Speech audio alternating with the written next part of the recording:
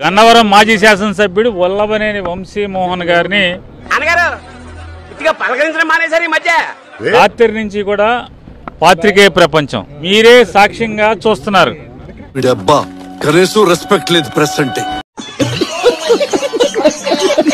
నిన్న రాత్రి భార్య లేకపోతే మాలాంటి స్నేహితులు పార్టీ కార్యకర్తల కంటే కూడా కాపురం పిల్లలతో చేస్తే కడుపు పక్కిన దానికి చూద్దామేంటి వంశీ దగ్గరకు చేరుకున్నది, వంశీ పరిస్థితిని బయటికి చెప్పింది కూడా మీడియా ప్రపంచమే. చెప్పుతామి ఏదో మాట్లాడాలంటివి. ఈ రోజు కూడా ఇక్కడ హాస్పిటల్ దగ్గర జరిగిన తంతంతా కూడా మీరే చూశారు. చూశాను సీసీటీవీలో మీ కాపలా బల్లా. నిన్న హాస్పిటల్లో రాత్రి 12:30 హాస్పిటల్లో అడ్మిట్ అయితే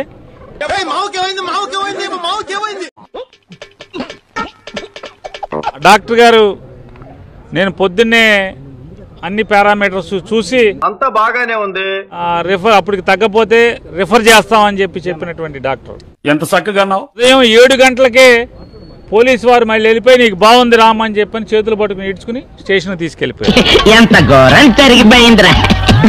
స్టేషన్కి వెళ్ళిన తర్వాత మళ్ళీ 1 గంటకో గంటన్నరకో మళ్ళీ అతనికి వామిటింగ్స్ అవటం, మళ్ళీ కళ్ళు తిరిగి పడిపోవటం. ఇలాంటి దరిద్రపు కొట్టి విధం నేను ఎక్కడ చూడలేదు. దరిద్రం నెత్తి మీద డిస్కో. మళ్ళీ గబగబా తీసుకుని విజయవాడ హాస్పిటల్కి తీసుకొచ్చారు. లో ఉన్న దరిద్రాలు, ట్విస్టులు, కష్టాలు అన్ని మీ జీవితంలో ఉన్నాయంట్రా. ఇక్కడ విజయవాడ హాస్పిటల్కి వస్తే విజయవాడ హాస్పిటల్లో ఇక్కడ సూపరింటెండెంట్ అనే ఒక వ్యక్తి ఉన్నాడు. అవసరమా అధ్యక్ష? నిజమే కదండి. సూపరింటెండెంట్ ఉద్యోగం ఏంటయ్యా అంటే హాస్పిటల్ మేనేజ్మెంట్ అంటే లోకేష్కి చెంచాగిరి చేయటం. నీ గురించి విన్నాను, కొంచెం కొవ్వెక్కువని, కానీ ఇప్పుడు చూశాను కొంచెం కాదు చాలా ఎక్కువ. చంద్రబాబుకి చెంచాగిరి చేయటం. ఈలో ఇంత ఫైర్ ఉందని నేను ఎప్పుడు అనుకోలేదు బావా. నువ్వేంటి? నేనే అనుకోలేదు. ఏ కాగితం రాయబాకండి, అడ్మిట్ చేసుకోబాకండి. ఏంట్రా ఇది? మీరెవరు కూడా అతనికి పరీక్షలు రాయబాకండి. ఏంటి మమ్మీ ఎవడీడు అని చెప్పి వచ్చి ఇన్స్ట్రక్షన్స్ ఇస్తాడు. ఆక్సిజన్ అన్నకో లేకపోతే ఊపిరితిత్తులు ఆడకో ఇబ్బంది పడుతున్నటువంటి ఒక పేషెంట్ ని ఏంటి బాబన్నా ఇంకోసారి పెన్నులు లేదండి మా దగ్గర పెన్నులు ఇంకా అయిపోయింది, బయట మీకు నీరసంగా కనపడుతుంది, చెప్పు చెప్పవే నేను వింటాను కదా, ఓ చెప్పే. ఓఆర్ఎస్ పడి దారిలో జీప్ ఆపిచ్చి కొనుక్కుని వేసుకొని తాగండి సరిపోద్ది. విజయవాడ ఈ గవర్నమెంట్ హాస్పిటల్లో అంటే రాష్ట్ర రాజధానిలో ఉన్న ఈ హాస్పిటల్లో ఇవన్నీ రోజు చూసేవేనమ్మా మనమే. దిక్కుమాలిన బతుక్కి ఈ ప్రభుత్వానికి ఓఆర్ఎస్ ప్యాకెట్ కూడా ఇక్కడ లేదనమాట. కనీసం వాడు సప్లై చేయాలి కదా ఎదవా. ఏం చదవటారు సార్? మాజీ శాసనసభ్యులు వల్లభనేని వంశీ గారు, వైఎస్ఆర్ కాంగ్రెస్ పార్టీ నాయకులు ఏ విధంగా జైల్లో అనారోగ్యానికి పాల్పడుతున్నారన్నది మనందరం కూడా చూస్తున్నాం. దేవుడున్నారా?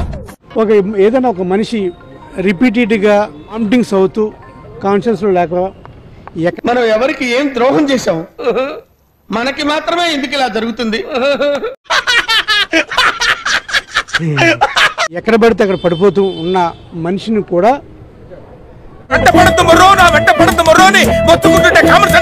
జ్యుడిషియల్ రిమాండ్ రూపంలోనో లేకపోతే కస్టడియల్ రిమాండ్ రూపంలోనో